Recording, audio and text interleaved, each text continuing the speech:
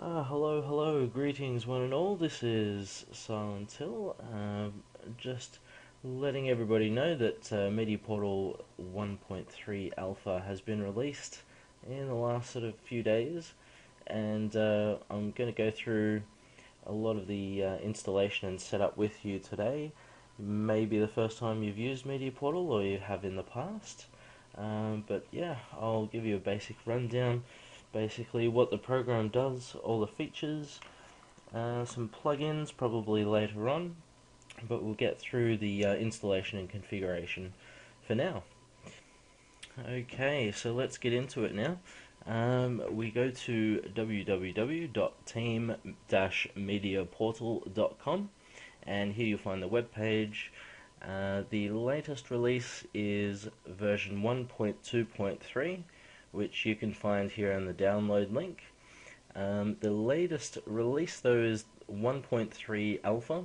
Now an alpha version is not complete. Often there are bugs that still need to be fixed, but it has more features than the previous version.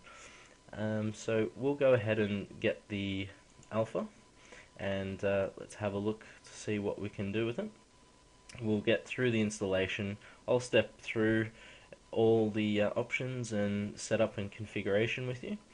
So there's a lot of new information and stuff that you can read. So we'll download it now. Okay, so basically MediaPortal is a home theater PC application. It will manage your TV. You can watch videos, listen to music, you can hold your picture collection there, and it's all in a very nice all-in-one package. Okay, so the download's only about 30 meg or so. It's not that big, and we'll get into this straight away. Okay, so it runs on Windows PCs. It needs Windows, can't use Linux or Mac. It's just Windows. That's by design. And so here we go. It can use XP or Windows 7. Later on in the year, when Windows 8 comes out, the developers will get on that and make sure that there is support for Windows 8, and yeah, get that all good. So here we go. We'll start with the installation. I have already installed this, so the option here is for a fresh install, and you can also upgrade if you have a previous version already installed. Okay, I do want to watch TV on this. I have my TV capture card, tuner card attached to this PC that we're installing MediaPortal to now. It's a Fire DTV, which is connected by FireWire. Bit of an oddity these days, but there's also USB ones, and there's PCI cards you can put directly inside your case. You can go with the one-click installation, or we can do the advanced. One click just goes straight through, but I'll show you more options that we have here. Single seat installation is for when you have a TV card attached to your computer with the appropriate BDA drivers or third-party drivers that would normally be used with Windows Media Center. If it works with that, then it will work with this. And the single seat is specifically for if you want both the TV server and being able to watch it on the same computer if you've got just the one computer. If you have more than one computer, you can actually connect MediaPortal over a network, and you can have one computer dedicated TV server, and the other PCs the client, and that will just be able to watch. It doesn't need to have the TV tuner plugged into all your computers, just the one. So that also works with the single seat installation as well. Sometimes you can call it multi-seat if there's multiple computers that are all interested in getting that TV signal from the one computer. So here we go. There's an SQL server that we use to basically manage all your files in terms of music and videos and TV. The SQL server, which is the option that I pick, this third option here, and we go ahead with this. It's a very lightweight database. It doesn't really drag your system down. You can use a very low PC specs for this application and for the TV server as well. So it is actually very fast and efficient. If you want to be able to use MediaPortal and just like a bare basic computer, I'd encourage you to get a low-end NVIDIA card or a low-end ATI card. Me myself, I have a GeForce 430, and it's brilliant. You can get the 20s or the 30s, the low end. It's definitely doesn't need the power of a gaming PC. You can just have the basic graphics cards, and that should be good. Now, if you don't have a graphics card and you just use your CPU for graphics, you can actually see that there is sometimes not enough power in those. So that's why I go for the low end home theater PC graphics cards. Okay, so here's where it installs to. C drive is probably recommended. Install LAV filters. This is the first time that this has been included in an install for MediaPortal. It's a separate codec pack because MediaPortal will use the direct show structure. So basically, any codec packs that you have installed, they'll all work within MediaPortal. LAV filters, it's very, very much optimized, and it's developed very well, and it's kept up to date, which is amazing. And hands down, I haven't seen anything better than LAV filters. And so there's the configuration with the Windows firewall to make sure it all is happy and working across a network. Okay, so there's a couple of prerequisites here. It'll install it if it's not already, so you don't need to worry about them. It'll just automate that. So here we have the 1.3 alpha, the TV server, and the client TV plugin. Okay, so because I've already installed this, I'll just exit out and we'll get to the configuration. Alright, okay, so we're going to jump into the TV server configuration. If you don't have a TV card, then I'll put a link here to jump you ahead to the next part. Alright, so the TV service runs in the background on your Windows PC, and these are the options that will probably be most important for you when you're setting this up. So we go into TV service. This is the IP address of this computer, and the DTV BDA tuner, which correlates exactly to the name of the driver that it's using. So here we go, pick your country, that's me, pick your region, that's me, and you hit the scan button. It will scan a pre-designated frequencies that apply for this region. So if you're in a brand new city that has just been built, then we probably don't have that, and we'll like you to help us add to it, basically, on the forums. Now here we see everything's basically already there, because I've already done this myself.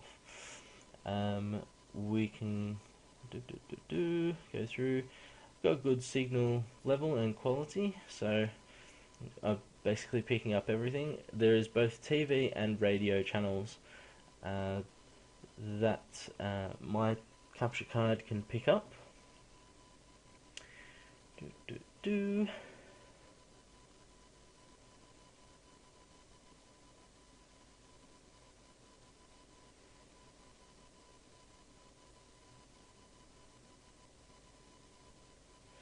Done. Okay, so now we move on to TV channels. All these TV channels here came from the scan. Okay, so, and one nice thing to do is, I don't like all my channels there because there's some channels that I just never look at. So I've made a new group called MediaPortal. You do that here under channel groups and add, and you put in the name there. And then for each of these that you want in that group, you right click and you say add to group MediaPortal. It's sort of like a favorites, if you like. So once that's all done, we can actually have a look in this MediaPortal group, and the order of these is actually the order that it appears in MediaPortal, so that's nice. They can have it all nice and ordered. Radio channels, the same deal. These are digital radio channels, not FM. Okay, so DVB episode program guide. Here we have a bunch of options. I have these top 3 options. This one here is enabled, that's while it's working, and this is while there's no TV being played. A really cool option is this top one here. Always try to update existing entries. Now basically that means if you're recording a TV program and it runs over by like 20 minutes or something, and normally it would just stop recording and you'd miss out on that last 20 minutes.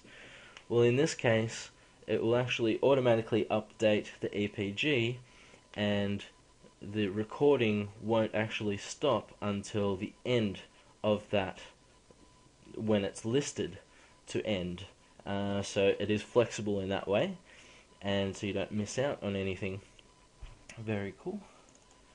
So inside here, we've got the TV EPG grabber. Make sure that's ticked and everything's ticked, and there's nothing really for radio. Okay, so under general, these are some old settings, mainly for satellite, I believe, and for old software encoders. That's before digital. There were analog TV capture cards that just basically had a real rough time of picking up the signal and converting it to a digital media, basically.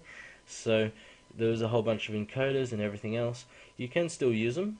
There is in fact a really nice, it's called the Hauppauge Colossus, which is actually a HDMI capture device. It's not a TV tuner. It will capture like your PlayStation 3 or your Xbox, or a DVD player or a Blu-ray player. It'll actually capture the signal directly from the source with a HDMI connection, which is amazing. That can also be used, and there is support for that in MediaPortal. We go to recordings. Across here we find, for the tuner, where our recordings stay, and it's in .ts format, which is the same as an MPEG-4 essentially. It's just its own container, and same recording folder for all cards. Click this, and time shifting, much the same. We have directories there, so make sure you got lots of hard drive space, and everything's nice and good. So another interesting feature here is you can actually manage how the time shifting is done. Time shifting is when you pause and rewind live TV. It's essentially storage for live TV. So if you've got a channel running for an hour, then you can rewind or seek back up to an hour. And these are the settings here for managing that information, how much it saves, how long it goes for. So it says maximum for HD content 15 minutes, for SD content 42 minutes. So it'll actually calculate that out for you. That's kind of nice. Now we go to schedules. This is for recording. There's no NFL on right now because we're in July. But when it does appear in the EPG, it will switch on and schedule that recording. So that's kind of neat. Streaming server, manual control. Okay, so we can actually test to see if it's actually working.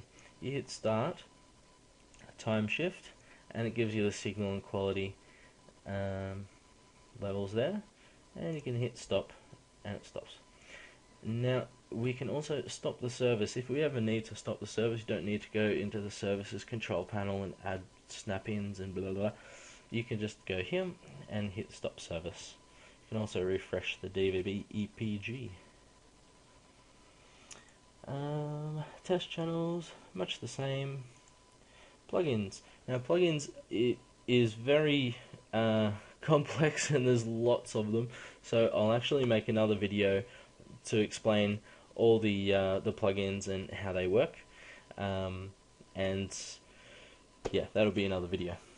Okay, so last but not least, there is an import and export utility here to save all your TV channels and groups. You've got hundreds of them. You don't want to scan it every time you format your hard drive and put MediaPortal back on. You can just export it to a file and then you can import it, which is very nice. Thank you. And okay, so here finally, these are some services that may conflict with MediaPortal. There's the Microsoft Media Center services, which is sometimes, it used to at least cause some conflicts. You can actually just hit the button and stop the services, or if you want them back on, you can click that again and they're back on. And that's about it. So thanks for watching, and I will continue with the MediaPortal configuration after this. Okay, so you're still with me. Now we're going to go through the MediaPortal client configuration. Here we'll have the actual settings for the actual program that you're actually going to be using. And okay, so here up in general, there is a dynamic refresh rate changer, which basically will change the refresh rate according to the file format and the frames per second of your video files, including TV. So for example, TV in Australia is 25 frames a second, and the refresh rate that we want is 50. So that will make it smooth and clear and fast and everything. If you're in another country, you'll need to change these numbers, and as to the appropriate refresh rate that you want, and you can even remove the lines here if you don't want to have these lines included. So yeah, NTSC, that's all DVDs. PAL is the rest of the world. DVDs. HDTV would be your TV, and the cinema is generally for Blu-rays, because they can be played in MediaPortal. They have a refresh rate, a frame rate of 23.976. Sometimes you hear 23.976, or sometimes you hear 24, as in 24p, or 24 hertz. They are actually two separate refresh rates, and it can sometimes be confusing, and you'll get sort of stuttering, or the video will seem kind of choppy if it's incorrectly set. This dynamic refresh ranger will make sure it's at the right refresh rate for the content that you're actually watching. If you don't have a custom refresh rate of 23.976, you'll need to add one through the NVIDIA control panel, or if you have an ATI card, through ATI control panel. In this case, we click on Customize and Create Custom Resolution. Because this screen doesn't support that refresh rate and that frame rate, it won't actually switch to that, but this is this area where you actually type that, so 23.976, and it will be perfectly smooth, and you'll notice the difference like instantly. And yes, so it says can't do it, so we go back to automatic and we close this, and so when you add that, it will be added to the top of the list. You switch to that and everything's kosher. So the next thing we'll need to do is go to the startup settings. There's a bunch of settings here. Start in full screen mode instead of windowed. You can have it always on top. I like to keep it off just in case I want to alt tab to something else. You can make MediaPortal start on the startup of Windows. You can block screensavers, for example, so it doesn't sort of glitch out and do bad stuff. You actually want to watch something that you haven't interrupted or interfered with. And okay, so the next part is the GUI. GUI is, we call it the skin basically. There's these two top skins, default and default wide, are the main default skins that come with MediaPortal. They've been updated in version 1.3 and they look very nice. There are some other skins that you can get. These are the other ones that work with 1.3. I'll put links below the video so you'll be able to find where to download those. And screensaver off. Okay, so the next interesting part here, it's really important that you do this. We go to the video folders. So you'll have a directory on your hard drive where you've got tons of TV shows downloaded or movies. You'll need to add them here. You can put the name like stuff, and then in here you browse through your hard drive to the actual place where the files are, and then you add that as a share. And you can even share across a network if you wish. You can use you can go through the network and go to another computer and share that way. It needs to be shared from that other computer and you need to have access to it. Okay, so here we have these. This includes some of my image drives that are empty right now, and also my Blu-ray player, which is that E drive at the top. So for optical discs. And also if you plug in a USB stick, it will automatically add itself to the list, or plug in a digital camera or anything like that, or your iPhone even, it will pop up as that hard drive space available, and you can read that from there. Okay, so the database is actually quite a new thing that's been added recently, with more added functionality. You can get IMDb information, that's the Internet Movie Database, and that will include like the year of the movie, the actors, the directors, a plot summary, the cover art, so the DVD cover, color cover, and lots of information to display. It makes the whole experience a lot nicer. There is another plugin called Moving Pictures and another one called My Films, which does basically the same thing, but now this is integrated into the core of MediaPortal and it's almost the same.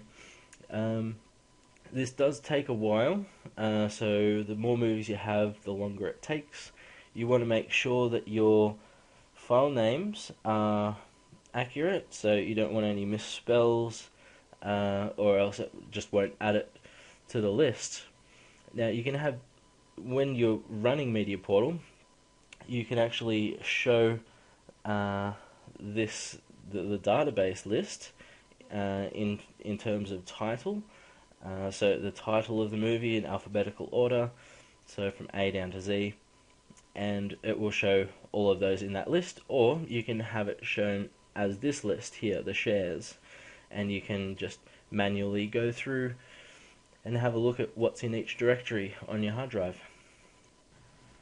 Okay, one thing to mention here is the way that the database works currently is that it works very well for movies, but not so great for TV shows. So what I do is I recommend just clicking movies on, and it will look at all your movie files, and just leave out the TV shows for now.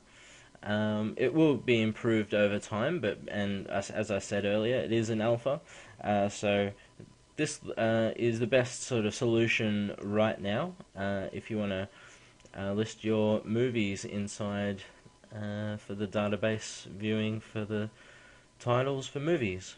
So that's if you want to use an external player like VLC or something that your codecs don't support. Now that LAV is inside MediaPortal, it's really it's not needed anymore, to be honest. Maybe for some slight oddities, but yeah, it's pretty good. So the extensions, these are the different file types that will be read by MediaPortal. You can add more. You can .zzz if you've renamed a file to that. It'll read it. And now we go to Blu-ray. So here we select the region, and you can select the default language, audio, subtitle, and enable them if you like. Okay, so this is for images and DVD discs. So if you've ripped all your DVDs to file and they sit on your hard drive, you can add them as an image, as a drive, and MediaPortal will read it. I believe it works with Clone DVD, Clone Drive, and Daemon Tools. Okay, so I don't particularly use those, but you can. Autoplay, you can make it just play, or it can come up with a context menu and say, would you like to say play or not play? So the TV client, there's not really much to see in here. It's all pretty straightforward. So that for the music folders, same thing again. You got the shares list and you got the database list. There's also ripping. This is the directory where music will be ripped to. So if you've got folders, you might want to put in the same directory. It will create a new path name. So like artist will be the directory, and then the album will be the next directory, and then the track, and then the title. So it gets all the information off the CD DB or the CD database, which is just like the IMDb I spoke about earlier. You can also change the quality, make sure you've got the best possible quality you can get. And right, okay, so next bit is the remote control. Actually, we'll go to pictures. Pictures, much the same. You've got a list here. You can plug in your digital camera or a USB stick and it will pop up automatically. You don't need to add it here necessarily.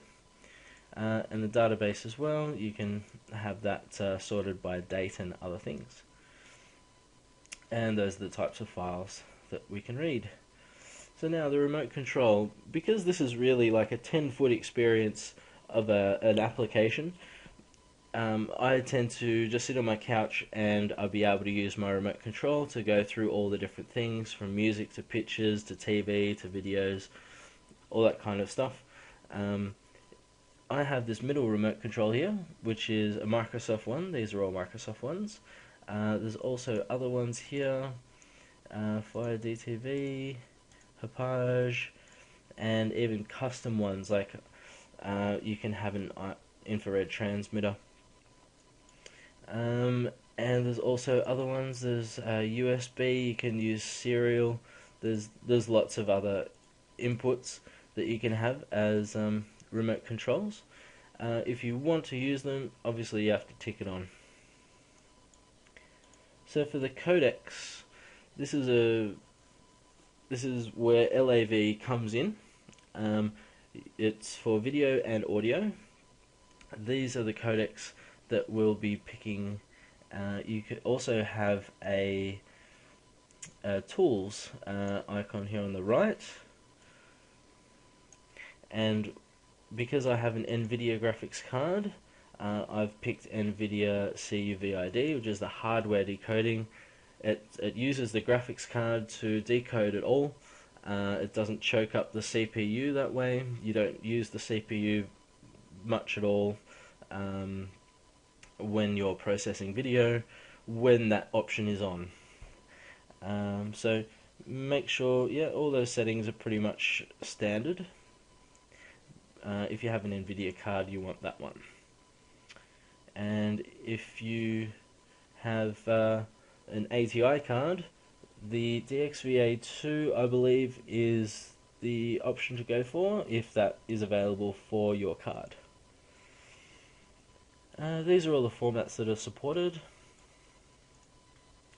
Okay, so this is the version that I'm using, LAV 0.50.5. If you have a newer one, there's a couple of newer ones than this that don't actually work well. So this is the recommended one. This has got the Silent Hill stamp of approval. One thing to note, guys, here is with the LAV audio decoder. If you click on the tool icon, you can bring up the properties page for the LAV audio decoder. Here we have the options for bit streaming, so that's if you have an SPDIF out to your amplifier or HDMI to your amplifier. You can click on or off these options depending on what you actually can support. Make sure you don't click anything on that you cannot support. So for example, me myself, I can go up to DTS, but I can't do DTS HD or Dolby True HD because my amplifier is from a couple of years ago. Note that if you do play, say, a Blu-ray and it does have DTS HD, you can use that audio, but you just get the 5.1 out of it, the DTS out of it, not the 7.1 HD out of it. Now with Dolby True HD, I have bad support for that, so I only get 2 channel when I play that. So if I ever play a Blu-ray with True HD, I'm hoping that there's also an AC3 channel which has 5.1 to make the audio play nicely there. You've also got an audio delay. You can put in here a number of milliseconds. It's a custom setting only if you really need it and you notice that the audio is out of sync. You can add, say, 100 milliseconds or 500 milliseconds, and it's really it's a low-end system issue. If you don't have the best performing CPU or graphics card, then you may need to use that option. So you got the codecs, Blu-ray, TV, DVD. Now the video renderer, it's pretty standard now. If you don't use XP, then you'll be using Vista or Windows 7. Use the enhanced video renderer for that case. Okay, and there's a couple of other options here. If you want to use these, they're also there. But as I say, LAV, it's pretty much a one-stop shop. You don't need anything else at the moment. And at the end, we've got the additional third-party checks again. You can stop the service for Windows Media Center. That will help out you for using your remote control if you have an MCE Windows remote control. And you can turn that off or on as you like. Now the plugins that I have here, I have lots of plugins there are so many. There's more than I could possibly imagine using, and there's settings for each and every one of these um, plugins, and I'll go through that in another video. But thank you very much for watching, and hopefully this has been informative for you, and see you in the next video. Okay, so now we're going to get to the extension installer. This is essentially like an app store for a smartphone. Everything's free, of course, and you're able to get plugins, which you would call apps on a smartphone. We call them plugins for MediaPortal, which add functionality. There's new skins. There's tons of stuff here. Not everything is available yet because the alpha version for 1.3 of MediaPortal has just come out 2 days ago, so the developers will need some time to bring their plugins up to scratch, which will be amazing. So these are the ones that I have installed. Frames is a skin. Pure Vision HD is a skin. It just changes the look and the how the menus and everything are laid out within MediaPortal. Now, my TV series, just as I showed you in the previous video for the video database, and it takes IMDb information and the plot summaries of movies and the cover art. Well, instead of movies, this is for TV series. This is an external plugin that will show you all that information again, but this time for TV series. Lays it out very nicely.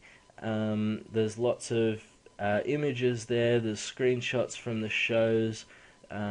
It's all very nicely laid out. Probably one of the better plugins in my opinion. Probably hands down the best plugin I've ever used is Online Videos. There's about 300 or so websites that have been parsed or read for the streams, the URLs, the links to look at video streams from them. The number one would of course be YouTube. There's many others, and you can search with typing in on your keyboard, or you can actually add your account to YouTube. If you have a YouTube account and you've got subscriptions, you can look at all your subscriptions, and if you wish, and it's not in the list, you can post up a request for a new site, and the developers there will be more than happy to accommodate you and get some new sites up on there. As I say, there's about 300 right now, so there's lots of them. Some of them are country specific. For example, here in Australia, we have a website called ABC iView, which is our local television station ABC here in Australia. And if you're in Australia, you can use iView, but if you're in another country, you can't. So there is some of those restrictions, country-specific restrictions that you can't get around, basically. But if you're in the right country, then you can watch those things. SubCentral. This is it's not updated yet, but there will be hopefully soon. You can get subtitle files for movies or TV shows, and they will play along with your movie or your TV show. And there's hundreds there. If you don't have a particular subtitle already there, or if you want it in Japanese because you've got a Japanese friend over, then you can hit SubCentral, and hopefully there's some subtitles there for you to follow. Track it for MediaPortal. This is a neat little thing. It's sort of social media. You can have an account with them, and you can upload your listing of all your movies and your TV shows, and you can share that listing with other people on the net. And it will update whenever you update your collection, it's all automated. It's pretty cool. You can even have a nice banner ad on your forum signature that shows what you most recently watched and a link to your page, so people can see what your collection looks like. Now there's lots and lots of plugins here. As I say, there's not all of them are available yet. That just these ones are available. So, for example, backup settings. You can save all your TV server information and other settings, so you don't need to format and have them all lost. You can start again. There is some redundancy already in MediaPortal, but you can follow it up with another plugin there. There's weather plugin. This is the old Blu-ray player plugin, which is actually natively inside MediaPortal now. Great job. And there's logos for the TV channels. You can manually put them in if you know where to put them. Otherwise, there is logo packs for pretty much all countries. And frames, that's a skin.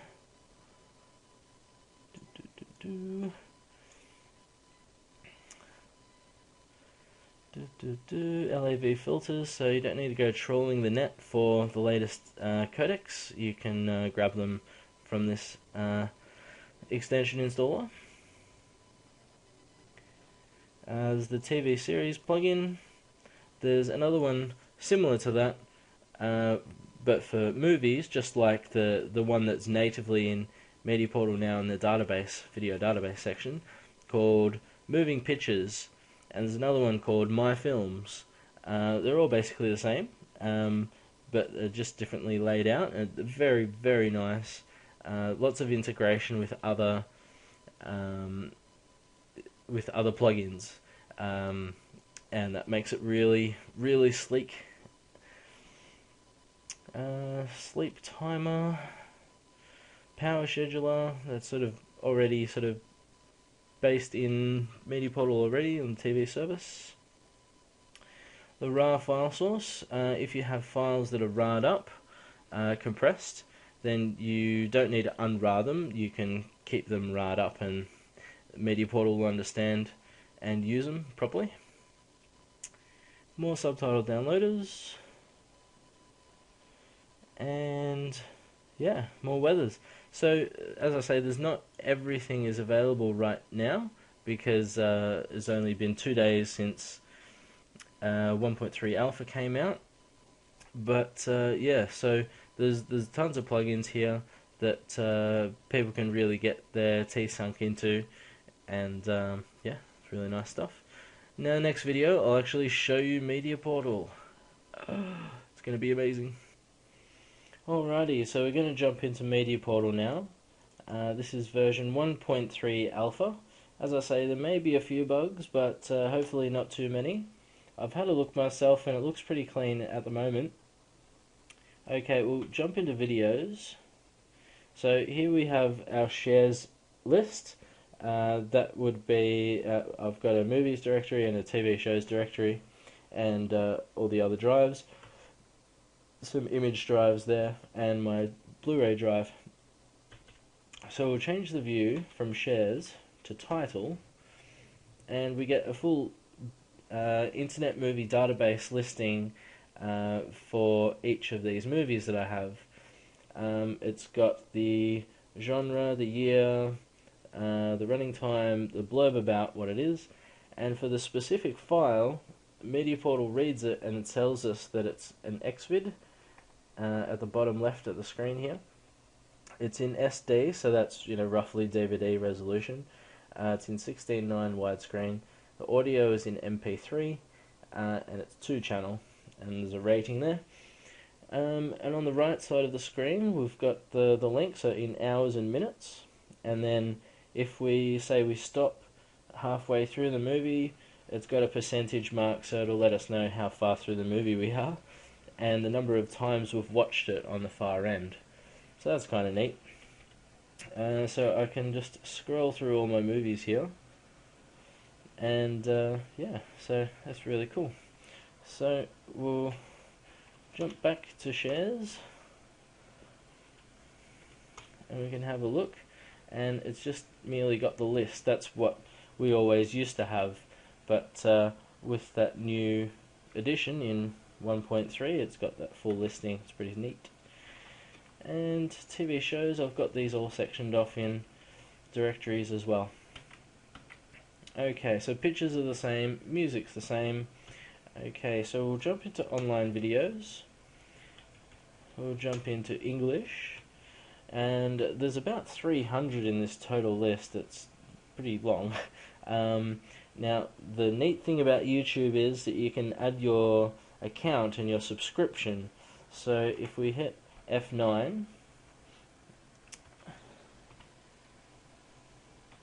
and it wants to work, there we go. Alright, so we can type in our name and our login username, which is the same, and then our password, and then hit done.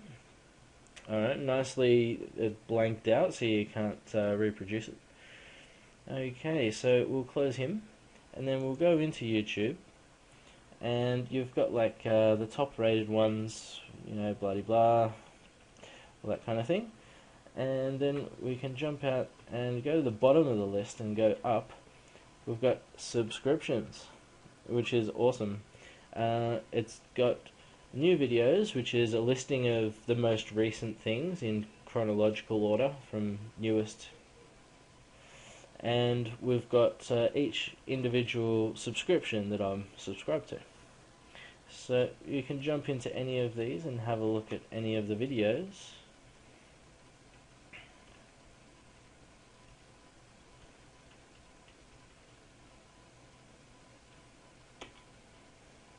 Play any of these.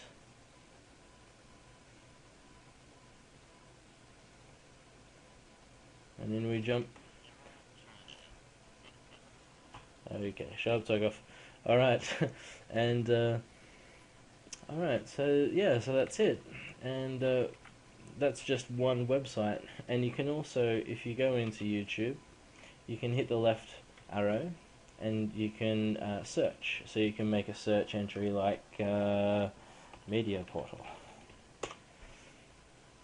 Hey, look at all them. That's awesome.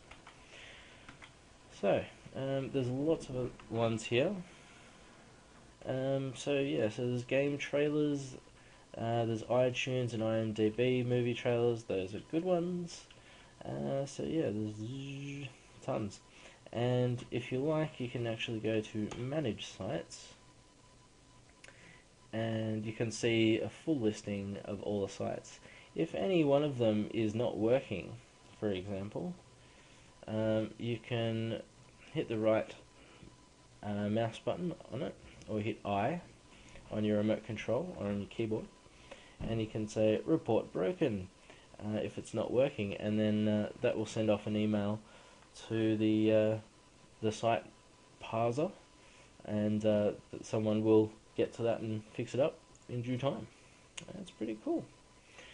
There's an update.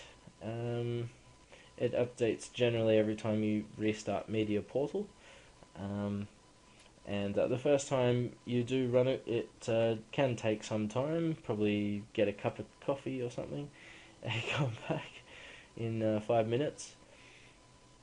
So yeah, so that's a great plugin. I love that. What else do we have here? Plugins. There's some Sudoku and Tetris. There's the settings. Here we can change which skin that we want to use. So at the moment we've just got default and default wide. There's a new thing called a theme, which you can actually change the overall theme of the skin. Some skins have lots of themes. and hopefully, yeah, like a different background or a different color scheme, that kind of thing. Alright, so lucky last, I'm going to show you my TV. Now in this section we have lots of options on the side here. The TV guide will give you an overview of everything that's happening. You've got the light green lit up for the current shows, and the darker of what's coming up next. So you can go up to, in fact, up to 7 days ahead with all the information here. And if you remember, I was speaking to you about the groups in the TV configuration. There you go. There's MediaPortal, so it's all in order, exactly as you wanted it. So that's on the left. Keep going left and hit the enter button to get to that. Alright, so if you do have genre information that comes through in your episode program guide, the different items on the screen here will be different colors. So like news will be blue and spots will be red, so you have all of these different colors. Ours in Australia doesn't seem to have the genre in it, so that doesn't matter, but there you go. That's very nice. So you can hit on any one of those and it will begin, or you can hit TV on.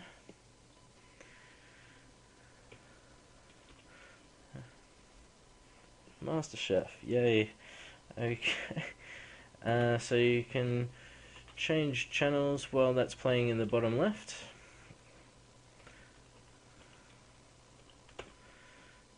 And that will jump to the news.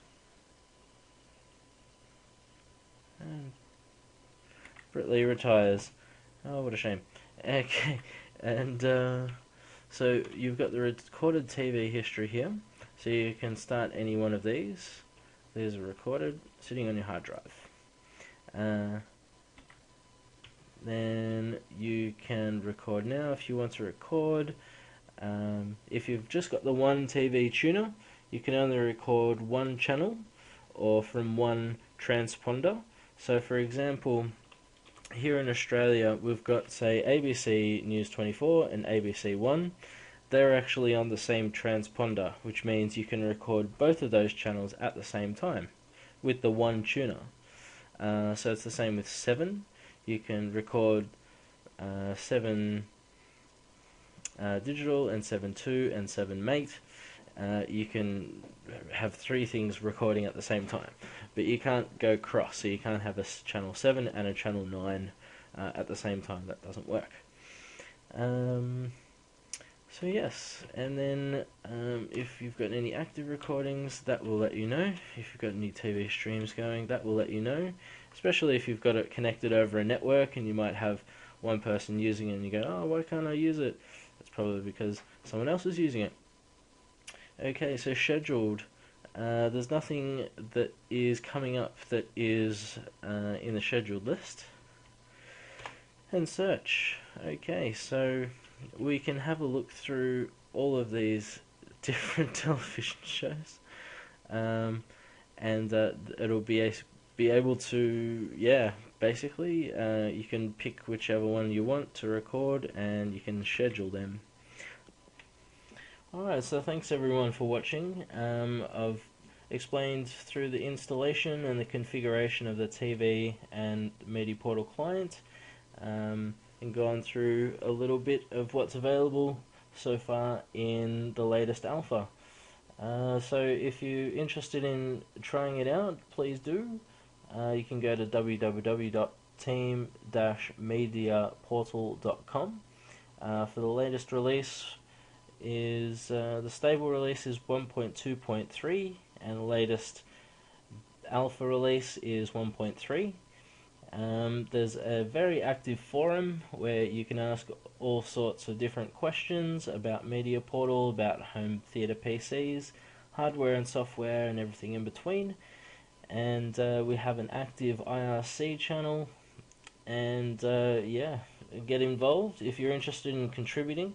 we'd be more than happy to speak with you and get you involved in the project.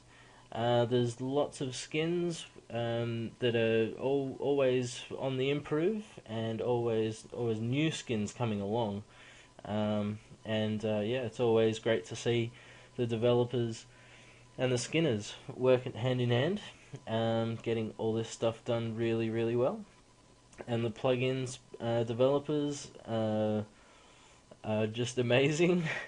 And yeah, so hopefully you'll be interested in having a go at this, and hopefully this was helpful for you. Thanks very much. Silent Hill signing off.